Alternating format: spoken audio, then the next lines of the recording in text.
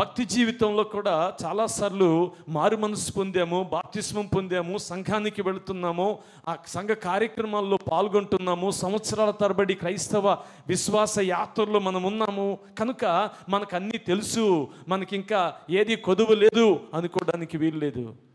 Martha మరియలిద్దరూ యేసు ప్రభు వారి దగ్గర ఉన్నప్పుడు, లేక యేసు క్రీస్తు వారు వారి ఇంటిలో ఉన్నప్పుడు ఆయన ఆమెను చూసి అడిగిన ప్రశ్న, లేక ఆమెకి ఇచ్చిన సూచన ఏమిటంటే, నీకు ఒక అవసరం ఉంది,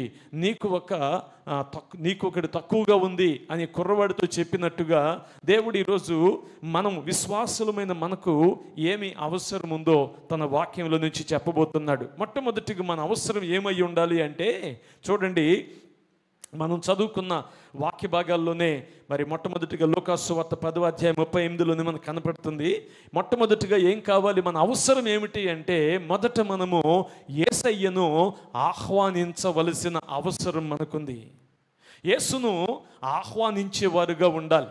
యేసుక్రీస్తు వారిని రక్షకుడిగా అంగీకరించిన మనమందరము ఆయనను మన జీవితములోనికి, మన గృహములోనికి, మన కుటుంబములోనికి ఎల్లప్పుడూ ఆహ్వానించే వారుగా ఉండాలి.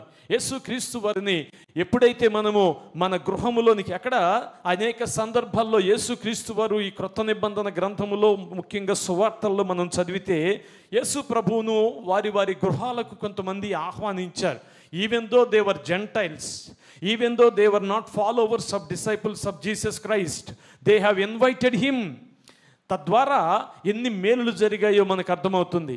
యేసయ్యను మొట్టమొదటిగా మనము మన జీవితంలోని, కుటుంబంలోనికి ఆహ్వానించాలి. Of course we always invite Jesus into our lives and to our homes.